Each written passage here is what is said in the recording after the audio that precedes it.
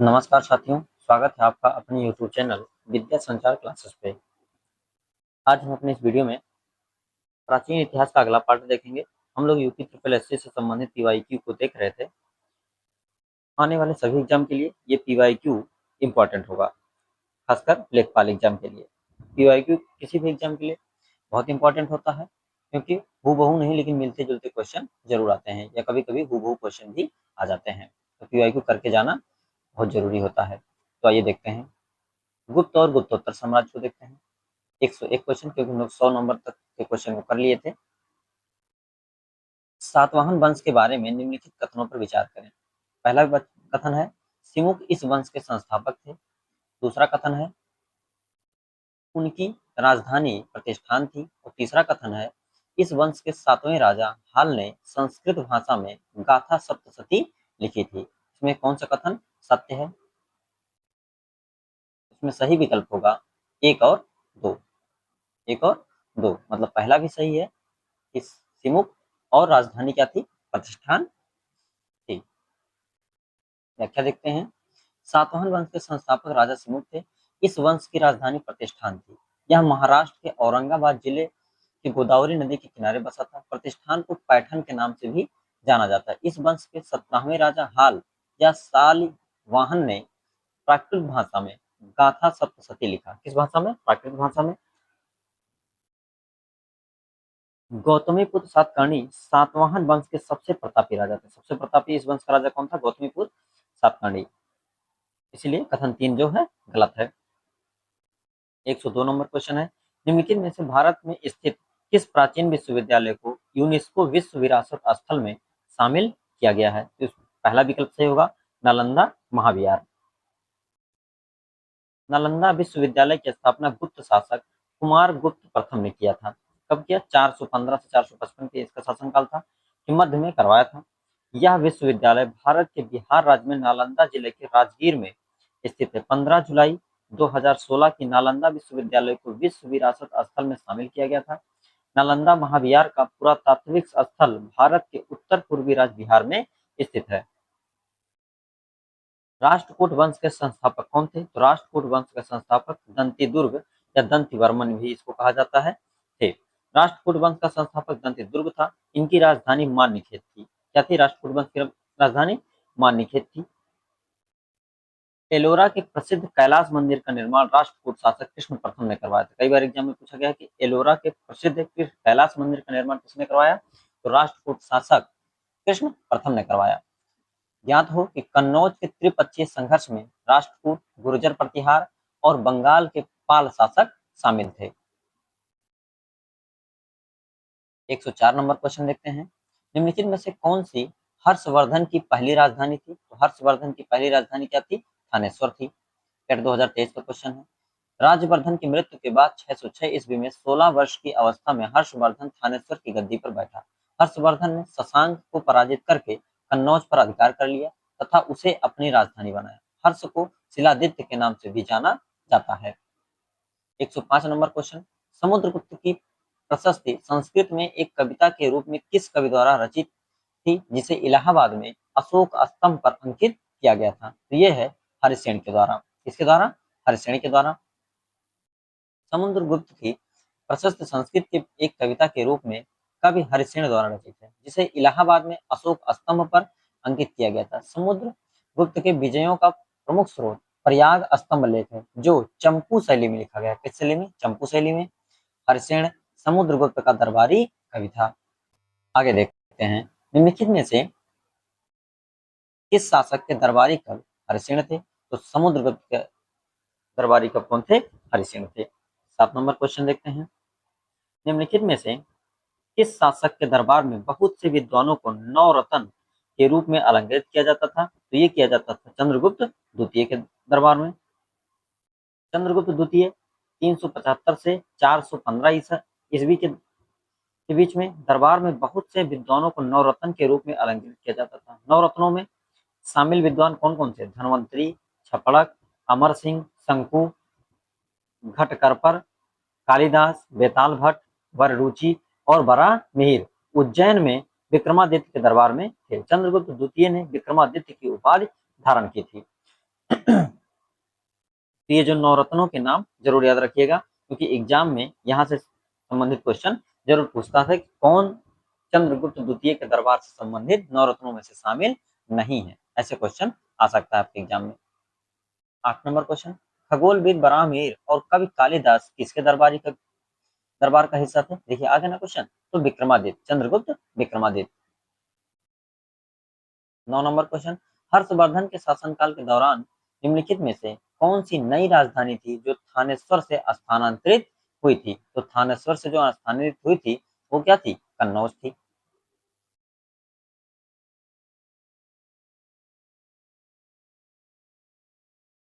हर्षवर्धन प्राचीन उत्तर भारत का एक सम्राट था जिसने 606 ईस्वी से लेकर 647 तक शासन किया। इस यह पुष्यभूति वंश का था। उन्होंने अपने शासनकाल में अपनी राजधानी थानेश्वर से कन्नौज स्थानांतरित किया था। 110 नंबर क्वेश्चन, भारतीय इतिहास में धन्वंतरी कौन थे? तो धन्वंतरी जो थे वो चंद्रगुप्त विक्रमादित्य की सभा को सुशोभित करने वाले प्रसिद्ध चिकित्सक थे। धन्वंतरी कौन थे? चिकित्सक थे। भारतीय इतिहास में प्रसिद्ध चिकित्सक धन्वंतरी गुप्त वंश के प्रतापी शासक चंद्रगुप्त विक्रमादित्य के दरबार में रहते थे। ये शल्य क्रिया के प्रवर्तक एवं प्रसिद्ध आयुर्वेदाचार्य थे। विक्रम संवत प्रारंभ हुआ था, कब हुआ था ये? 57 ईसा पूर्व में हुआ था। विक्रम संवत अत्यंत प्राचीन संवत है। विक्रम संवत का प्रणेता सम्राट विक्रमादित्य को माना जाता है, जिन्होंने लगभग 57 ईसा पूर्व विक्रम संवत का प्रारंभ किया था। आगे देखते हैं, संवत का प्रारंभ 57 ईसा पूर्व में विक्रमादित्य ने किया। शक संवत 78 ईस्वी में कनिष्क ने किया था और हिजरी संवत 622 ईस्वी में मोहम्मद साहब ने किया था। ये तीनों इंपॉर्टेंट है, कोई भी एग्जाम में आपके आ सकता है। 12 नंबर क्वेश्चन, हर्षवर्धन ने 5 इंडीज को अपने नियंत्रण में किया। इनमें कौन सा 5 इंडीज था? 5 इंडीज में क्या क्या शामिल है? इसमें शामिल है, बी विकल्प सही होगा, पंजाब, कन्नौज, बंगाल, बिहार और उड़ीसा। हर्षवर्धन पुष्यभूत वंश का महान राजा था। इसने 606 ईस्वी से 647 ईस्वी तक शासन किया। ह्वेनसांग के अनुसार हर्ष ने उत्तर के 5 राज्यों पंजाब, कन्नौज, बंगाल, बिहार को ही मिथिला कहा जाता था और उड़ीसा तक का अधिकार कर लिया था। इनको 5 इंडीज के नाम से जाना जाता है। 13 नंबर क्वेश्चन, वह स्थल जहां हर्षवर्धन ने बौद्ध महासम्मेलन का आयोजन किया था, तो ये किया था कहाँ पे? प्रयाग में। प्रयाग वह स्थल है जहां हर्षवर्धन ने बौद्ध महासम्मेलन का आयोजन किया था। कहा जाता है कि वह हर 5वें वर्ष प्रयागराज में महामोक्ष परिषद का आयोजन करता था तथा भारी दान करता था। 14 नंबर क्वेश्चन है, कन्नौज से पूर्व हर्षवर्धन कहाँ का शासक था? तो कन्नौज से पूर्व हर्षवर्धन थानेश्वर का शासक था।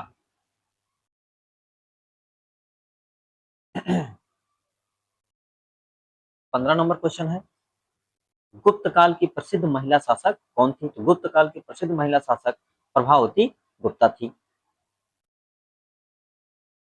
गुप्त काल की प्रसिद्ध महिला शासक प्रभावती गुप्ता थी। प्रभावती गुप्त वंश के शासक चंद्रगुप्त द्वितीय की पुत्री थी। प्रभावती किसकी पुत्री थी? चंद्रगुप्त द्वितीय की पुत्री थी। इनका विवाह वाकाटक वंश जो महाराष्ट्र में था के राज शासक रुद्रसेन द्वितीय के साथ हुआ था। राजपूत राजवंश देखते हैं। 16 नंबर क्वेश्चन देखते हैं, 12वीं शताब्दी के आरंभ में दिल्ली पर किसका शासन था? 12वीं शताब्दी के आरंभ में तोमर वंश का शासन था दिल्ली पर। 12वीं शताब्दी के आरंभ में दिल्ली पर तोमर वंश का शासन था। अनंगपाल दिल्ली के तोमर वंश के शासक थे। 117 नंबर क्वेश्चन है, जयचंद के विश्वासघात के कारण पृथ्वीराज चौहान की पराजय हुई। कालांतर में जयचंद कहाँ और कब मारा गया? तो ये चंदावर का युद्ध हुआ 1194 में, जहां पर जयचंद पराजित हुआ और मारा गया। किससे? वो मोहम्मद गोरी के हाथों। 1194 मोहम्मद गोरी कन्नौज के शासक जयचंद पर आक्रमण करने के लिए भारत आया। कन्नौज और इटावा के बीच चंदावर नामक स्थान पर गौरी और जयचंद के बीच युद्ध हुआ। जयचंद युद्ध में पराजित हुआ और मारा गया। कन्नौज के राठौर वंश का शासक जयचंद ने तराइन के द्वितीय युद्ध में पृथ्वीराज चौहान का साथ नहीं दिया था, क्योंकि उन्होंने उसकी पुत्री का अपहरण किया था। 18 नंबर क्वेश्चन है, निम्नलिखित में से कौन से वंश ने भारत के दक्षिण भाग पर शासन नहीं किया? तो राजपूतों ने दक्षिण भारत पर शासन नहीं किया, बाकी चेर, पांड्य, चोल ने शासन किया है। राजपूत वंश भारत के दक्षिण भाग पर शासन नहीं किया। 7वीं से 12वीं शताब्दी तक काल तक राजपूत काल का 7वीं से 12वीं शताब्दी तक काल कहता होता है राजपूत काल होता है। इस काल के महत्वपूर्ण राजपूत वंशों में राजपूत वंश, चालुक्य वंश, चौहान वंश, चंदेल वंश, परमार वंश एवं गढ़वाल वंश आदि आते हैं। राजपूत वंश ने भारत के उत्तर भाग पर शासन किया, जैसे राजस्थान, दिल्ली, पंजाब, मध्य प्रदेश इत्यादि भागों पर। आगे देखते हैं पाल वंश से संबंधित कुछ क्वेश्चन। पाल साम्राज्य भारत के किस हिस्से से संबंधित थे? ये पूर्वी हिस्से से संबंधित थे। पाल साम्राज्य का विस्तार भारत के पूर्वी हिस्से मुख्यतः बंगाल और बिहार में था। पाल साम्राज्य मध्यकालीन भारत का एक महत्वपूर्ण राजवंश था जो 750 से 1174 ईस्वी तक चला। इस साम्राज्य की स्थापना गोपाल ने की थी। इस वंश की राजधानी मुंगेर थी। पाल वंश का सबसे महान शासक धर्मपाल था, जिसने विक्रमशिला विश्वविद्यालय की स्थापना की थी। 120 देखते हैं। पाल वंश का पहला शासक कौन था? तो पाल वंश का पहला शासक गोपाल था। कौन था? गोपाल था। 121 नंबर क्वेश्चन है दक्षिण भारतीय राजवंश चोल और चालुक्य, पल्लव और संगम काल देखते हैं। 21 नंबर क्वेश्चन, निम्नलिखित में से कौन सी नदी ऐतिहासिक रूप से कर्नाटक के दक्षिण में बंटवाल नदी के रूप में जानी जाती है? तो ये जानी जाती है नेत्रावती नदी। कौन सी नदी? नेत्रवती नदी। टेट 2023 का क्वेश्चन है। नेत्रावती नदी को ऐतिहासिक रूप से कर्नाटक के दक्षिण में बंटवाल नदी के रूप में जानी जाती है। बंटवाल नगर इसके किनारे स्थित होने के कारण इसे बंटवाल नदी भी कहते हैं। भारत के दक्षिण पश्चिमी क्षेत्र से होकर बहने वाली नेत्रावली नदी आर्थिक और सांस्कृतिक रूप से कर्नाटक की सबसे महत्वपूर्ण नदियों में से एक है। यह अपनी उपजाऊ जलोढ़ मिट्टी से एक विशाल क्षेत्र का पोषण करती है। 22 नंबर क्वेश्चन है, कौन सा मंदिर पल्लव राजवंशों के शासन के दौरान बनाया गया था? ये बनाया गया था महाबलीपुरम मंदिर जो है वो पल्लव राजवंशों के द्वारा बनाया गया था। दक्षिण भारत के पल्लव शासकों के शासनकाल में महाबलीपुरम के विभिन्न मंदिरों का निर्माण कराया गया। इन मंदिरों में प्रमुख आदिवाराह मंदिर सिंह विष्णु के द्वारा, एकाश्म रथ मंदिर नरसिंह वर्मन प्रथम के द्वारा, गणेश रथ मंदिर परमेश्वर वर्मन प्रथम के द्वारा बनवाया गया। कांची के कैलाश मंदिर का निर्माण पल्लव शासक नरसिंह वर्मन द्वितीय ने करवाया था। कांची के कैलाश मंदिर का निर्माण किसने कराया? पल्लव शासक नरसिंह वर्मन द्वितीय ने कराया। यह द्रविड़ वास्तुकला शैली का उत्तम उदाहरण है। 123 नंबर क्वेश्चन है, निम्नलिखित में से कौन सा संग्रहालय संगम युग के दौरान तमिलों के जीवन को प्रदर्शित करता है? ये करता है किझाड़ी संग्रहालय। कौन सा संग्रहालय? किझाड़ी संग्रहालय। किझाड़ी संग्रहालय तमिलनाडु संगम युग के दौरान तमिलों के जीवन को प्रदर्शित करता है। इसका निर्माण चेट्टीनाड शैली में किया गया है। किझाड़ी तमिलनाडु के शिवगंगा जिले में वैगई नदी तट पर स्थित संगम काल की एक नगरीय बस्ती है। 124 क्वेश्चन, चोल साम्राज्य के संस्थापक निम्नलिखित में से कौन थे? तो चोल साम्राज्य के संस्थापक विजयालल चोल थे। चोल साम्राज्य की स्थापना विजयालल चोल ने की थी। चोलों का शासन 9वीं शताब्दी में शुरू हुआ जब उन्होंने पल्लवों को हराया। इनका शासन 13वीं शताब्दी तक 5 से अधिक शताब्दियों तक चलता रहा। 125 नंबर क्वेश्चन है, निम्नलिखित में से कौन सा शिव मंदिर चोल शासकों के संरक्षण में नहीं बनाया गया था? ये गोडेश्वर मंदिर सिन्नार, गोडेश्वर मंदिर सिन्नार, नटराज मंदिर, पल्लाई वन्नार मंदिर, तंजावुर और बृद्धेश्वर मंदिर को चोल शासकों के संरक्षण में बनाया गया था, जबकि गोंडेश्वर मंदिर का निर्माण 12वीं शताब्दी में यादव वंशीय राजकुमार राजगोविंद ने कराया था। यह शिव मंदिर महाराष्ट्र राज्य के नासिक जिले के सिन्नार तालुका गांव में स्थित है। 26 नंबर क्वेश्चन है, महोदयपुरम के चेर साम्राज्य में बोली जाने वाली संभावित भाषा थी? कौन सी थी? मलयालम थी। महोदयपुरम के चेर साम्राज्य में बोली जाने वाली संभावित भाषा मलयालम थी। महोदयपुरम ने चेर साम्राज्य की स्थापना दक्षिण पश्चिमी प्रायद्वीपीय हिस्सों में की गई थी, जो वर्तमान केरल राज्य का हिस्सा है। इसके शासकों ने अपने उत्कीर्णन में मलयालम भाषा का प्रयोग किया था। 127 नंबर क्वेश्चन है, सिंचाई के लिए 16 मील लंबी चोल झील का निर्माण निम्नलिखित में से किस चोल शासक ने कराया था? तो कराया था राजेंद्र प्रथम ने। चकबंदी लेखपाल 2015 का क्वेश्चन है। सिंचाई के लिए 16 मील लंबी चोल मंडलम झील का निर्माण राजेंद्र प्रथम ने किया था। कौन सा साहित्य संगम साहित्य के रूप में प्रसिद्ध है? तो तमिल साहित्य। कौन साहित्य? तमिल साहित्य। 128 नंबर क्वेश्चन। तमिल भाषा में लिखे गए प्राचीन साहित्य को संगम साहित्य कहा जाता है। सर्वप्रथम इन परिषदों का आयोजन पांड्य राजाओं के राज्य के संरक्षण में किया गया था। संगम का महत्वपूर्ण कार्य होता है उन कवियों तथा लेखकों की रचनाओं का अवलोकन करना जो अपनी रचनाओं को प्रकाशित करना चाहते हैं। आगे देखते हैं 29 नंबर क्वेश्चन। चोल अभिलेखों के अनुसार जैन सभाओं को दान में दिए जाने वाले भूमि को क्या कहा जाता था? तो ये पल्ली छादन कहा जाता था। चोल अभिलेखों के अनुसार चोल काल में जो भूमि दान में दी जाती थी उसका विवरण इस प्रकार है। बेल्लाल बे, बेल्लान वगाई गैर ब्राह्मण किसान स्वामी को की भूमि होती थी। ब्रह्मदेव ब्राह्मणों को उपहार में दी गई भूमि होती थी। साला भोग किसी विद्यालय के रख रखाव के लिए जो भूमि दी जाती साला भोग कहा जाता था। पल्ली छांदम जैन संस्थानों को दान में दी गई भूमि को कहा जाता था। फिर देवनाम या तिरुनामट्टू कानी किसी मंदिर को उपहार में दी गई भूमि को कहा जाता था। तो पांचों आप लोग बार बार देख लीजिएगा क्योंकि ये किसी भी एग्जाम में आ सकता है। 130 नंबर क्वेश्चन देखते हैं। प्राचीन काल साहित्य एवं साहित्यकार देखते हैं। निम्नलिखित में से कौन सी हर्षवर्धन द्वारा नहीं लिखा गया? तो हर्षवर्धन द्वारा क्या नहीं लिखा गया? कादम्बरी हर्षवर्धन द्वारा नहीं लिखी गई क्योंकि रत्नावली, प्रियदर्शिका, नागानंद ये हर्षवर्धन के द्वारा लिखी गई है। हर्षवर्धन पुष्यभूति वंश या वर्धन वंश का अंतिम शासक था। ह्वेनसांग हर्ष के शासनकाल के दौरान भारत आया था। हर्ष को रत्नावली, प्रियदर्शिका और नागानंद आदि कृतियों का श्रेय दिया जाता है। बाण भट्ट हर्षवर्धन के दरबारी कवि थे जिन्होंने कादम्बरी की रचना की थी। बाण भट्ट ने किसकी रचना की थी? कादम्बरी की रचना की थी। कादम्बरी के लेखक कौन है? कौन है? बाण है। 132 नंबर क्वेश्चन है। इतिहास के निम्नलिखित ऐतिहासिक स्रोतों पर विचार कीजिए। पहला है इलाहाबाद स्तंभ शिलालेख, दूसरा है कालिदास की रचनाएं, तीसरा है विशाख दत्त की मुद्रा राक्षस,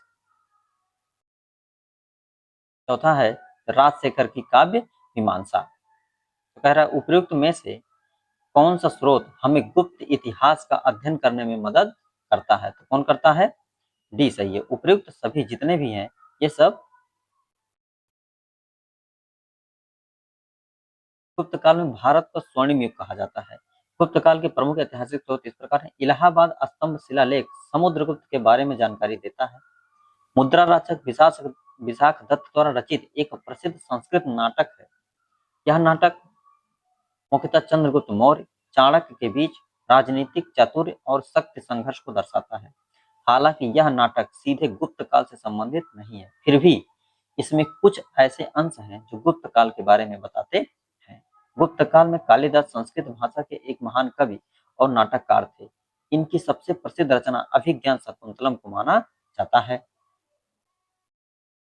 राजशेखर की काव्य मीमांसा में गुप्त काल के काव्य व साहित्य के विषय में जानकारी मिलती है। यह गुर्जर प्रतिहार शासक महेंद्र पाल के दरबारी कवि थे। 133 नंबर क्वेश्चन।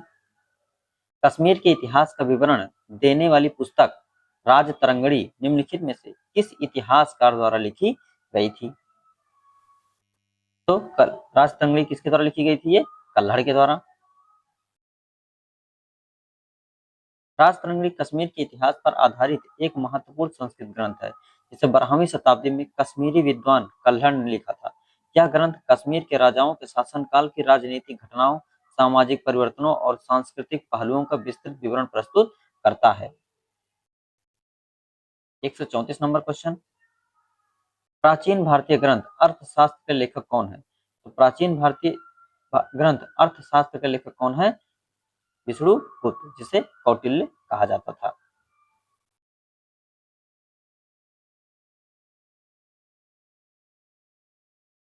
विष्णुगुप्त, चाणक्य, कौटिल्य कहा जाता है अर्थशास्त्र ग्रंथ लिखा। कालिदास ने मेघदूत और रघुवंशम और अभिज्ञान शकुंतलम की रचना की। पतंजलि महाभाष्य और योग सूत्र की। वात्स्यायन ने कामसूत्र लिखा। 135 नंबर क्वेश्चन, शूद्रक द्वारा लिखित मृच्छकटिकम का साहित्यिक प्रकार निम्नलिखित में से कौन सा है? ये है नाटक। क्या है? नाटक है ये। शूद्रक द्वारा लिखी मृच्छकटिकम एक संस्कृत साहित्य नाटक है। मृच्छकटिकम का अर्थ मिट्टी का खिलौना।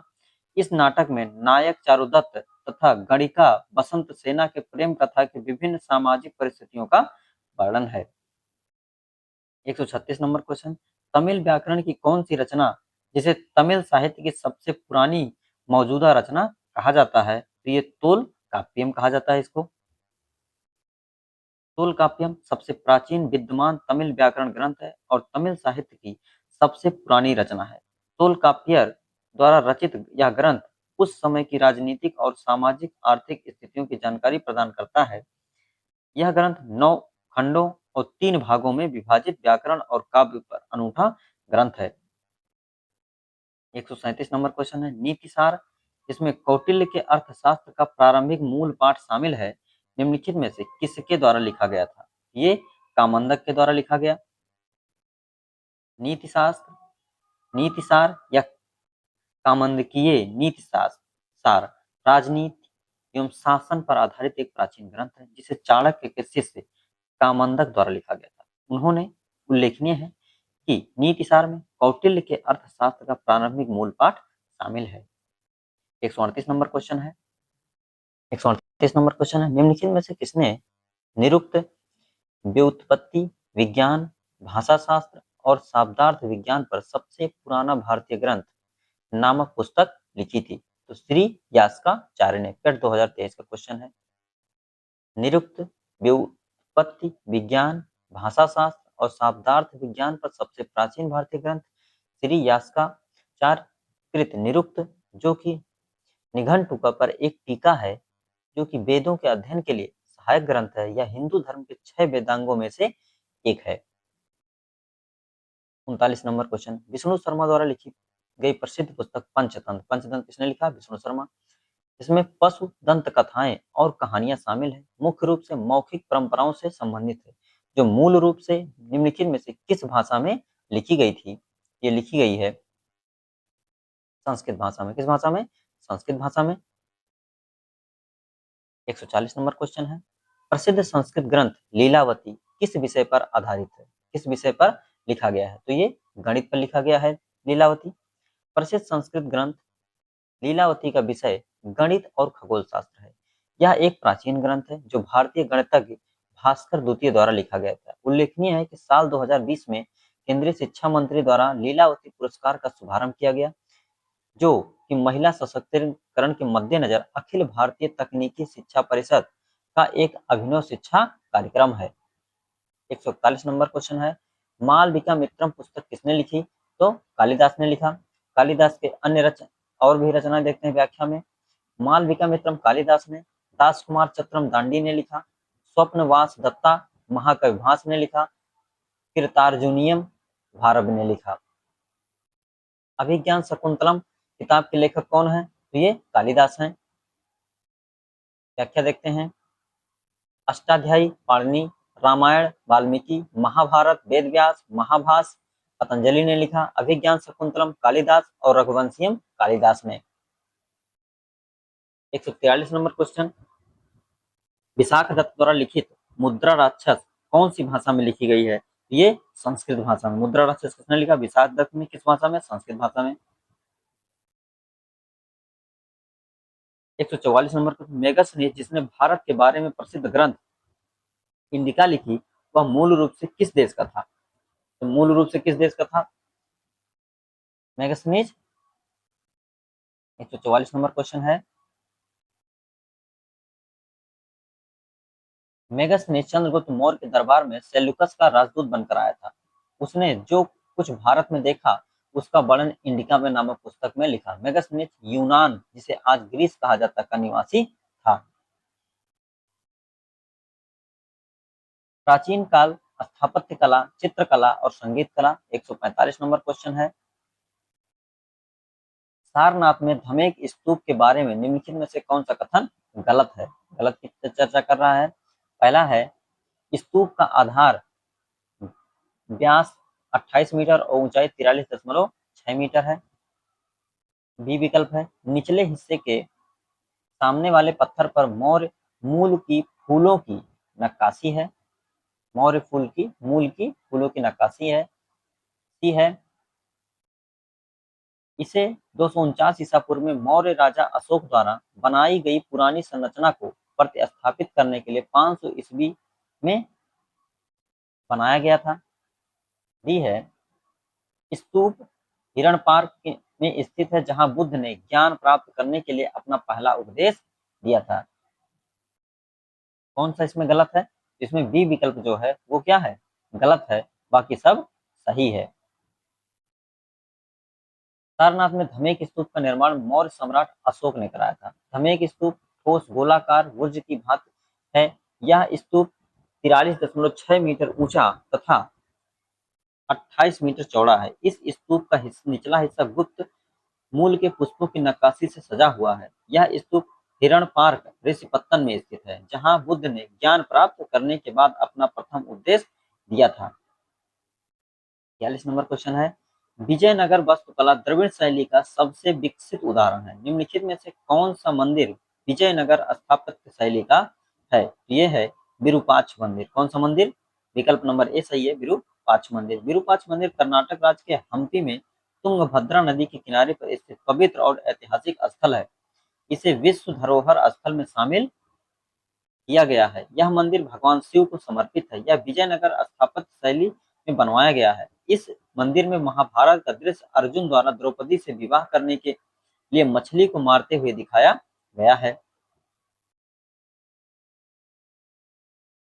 सोमनाथ मंदिर गुजरात में वेरावल बंदरगाह के पास, तिरुपति मंदिर आंध्र प्रदेश में चित्तूर जिला में और मीनाक्षी मंदिर तमिलनाडु में मदुरई में।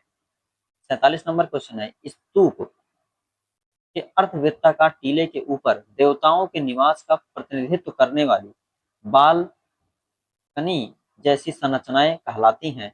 ये हर्मिका कहलाती हैं। क्या कहलाती हैं? हर्मिका कहलाती हैं। देवताओं के निवास पर प्रतिनिधित्व करने वाली बालकनी जैसी संरचना हर्मिका और बौद्ध वास्तुकला का हिस्सा थी। हर्मिका को स्तूप के शीर्ष पर रखा गया था और इसमें त्रिपक्षीय छतरी या छत्रावली बनी होती है जो बौद्ध धर्म के 3 रत्नों बुद्ध, धम्म, बुद्ध की शिक्षाएं और संघ का प्रतिनिधित्व करती हैं।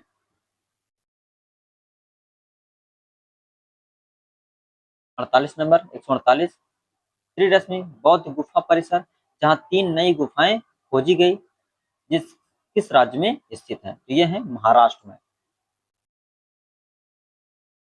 त्रिरश्मि बौद्ध गुफा परिसर महाराष्ट्र के नासिक में स्थित है। हाल ही में भारतीय पुरातत्व सर्वेक्षण द्वारा 3 नई गुफाएं खोजी गई। त्रिरश्मि गुफाओं को पांडलेनी गुफा भी कहते हैं। ये सभी गुफाएं दूसरी से छठी शताब्दी पूर्व ईसा पूर्व निर्मित की गई थी।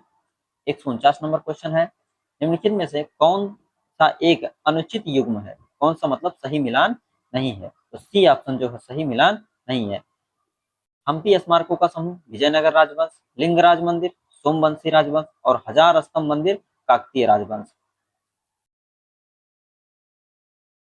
खजुराहो मंदिर का निर्माण 950 से 1050 ईस्वी के मध्य चंदेल शासकों ने कराया था। खजुराहो के मंदिर सभी प्रमुख भारतीय मूल के धर्मों वैष्णव, शैव, शाक्त और जैन से संबंध रखते हैं जो मध्य प्रदेश के छतरपुर जिले में विंध्य पर्वत श्रृंखला पर अवस्थित है। खजुराहो के मंदिर वास्तुकला के नागर शैली का अद्भुत उदाहरण है। इन मंदिरों को यूनेस्को द्वारा वर्ष 1986 में विश्व धरोहर स्थल का दर्जा प्रदान किया गया था। 150 कलमकारी चित्रकला का संबंध है किससे है? विकल्प है कौन सा विकल्प सही होगा इसमें? उत्तर पूर्व भारत में बांस हस्तशिल्प पर एक हस्त निर्मित चित्र है। उत्तर पश्चिमी भारत में हाथ से चित्रित सजावटी रेशमी कपड़ा है। भारत के पश्चिमी हिमालयी क्षेत्र में एक ब्लॉक चित्रित ऊनी कपड़ा है। दक्षिण भारत में हाथ से रंगा हुआ सूती कपड़ा है। इसमें कौन सा विकल्प सही होगा?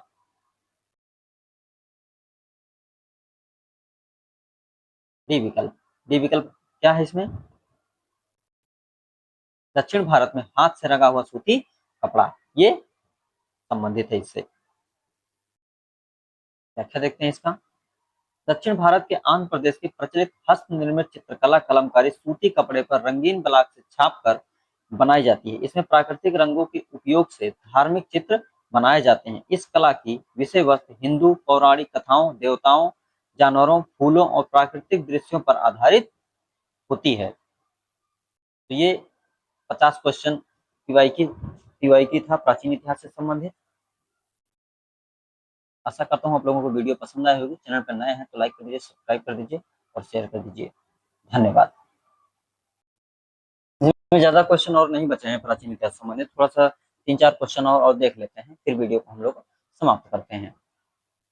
151 नंबर क्वेश्चन है, खजुराहो के समूह के प्रसिद्ध स्मारक किस राज्य में है? ये कहाँ है? मध्य प्रदेश में।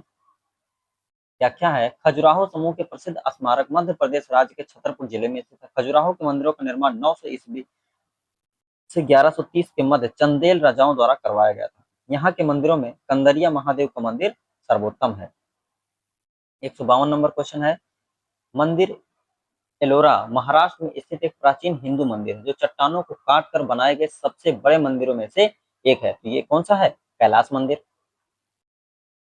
कैलाश या कैलाशनाथ मंदिर दुनिया में सबसे बड़ा एकात्मक मंदिर है जो एलोरा की गुफाओं महाराष्ट्र में स्थित है। इसका निर्माण 8वीं शताब्दी में राष्ट्रकूट राजा कृष्ण प्रथम ने करवाया था। 153 नंबर क्वेश्चन है, मथुरा कला स्कूल कब अपने शिखर पर पहुंचा? ये कब पहुंचा? कुषाण काल में। मथुरा कला का जन्म कनिष्क के समय हुआ था। मथुरा कला स्कूल कुषाण काल में अपने सर्वोत्तम शिखर पर पहुंचा। इसमें लाल बलुआ पत्थर का प्रयोग हुआ। इसमें आदर्शवादी कला और सौंदर्य की प्रधानता दी गई।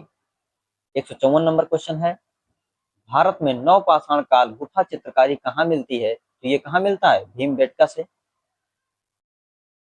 भारत में नवपाषाण कालीन गुफा चित्रकारी मध्य प्रदेश के रायसेन जिले की भीमबेटका से मिलती है। मानव शरीर ढकने के लिए पशु चर्म पत्तों छालों का प्रयोग करता था, परंतु इस काल में उसने वस्त्र निर्माण सीख लिया। भीमबेटका में प्रयुक्त रंग इस तथ्य की पुष्टि करते हैं कि उसने वस्त्रों को रंगने की शुरुआत की।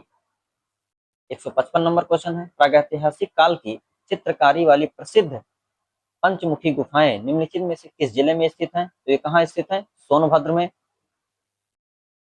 प्रागैतिहासिक काल की चित्रकारी वाली प्रसिद्ध पंचमुखी गुफाएं उत्तर प्रदेश के सोनभद्र जिले में स्थित हैं। ये विंध्याचल और कैमूर श्रेणियों के गुफा आश्रयों में स्थित हैं और लगभग 250 रॉक कला पेंटिंग हैं।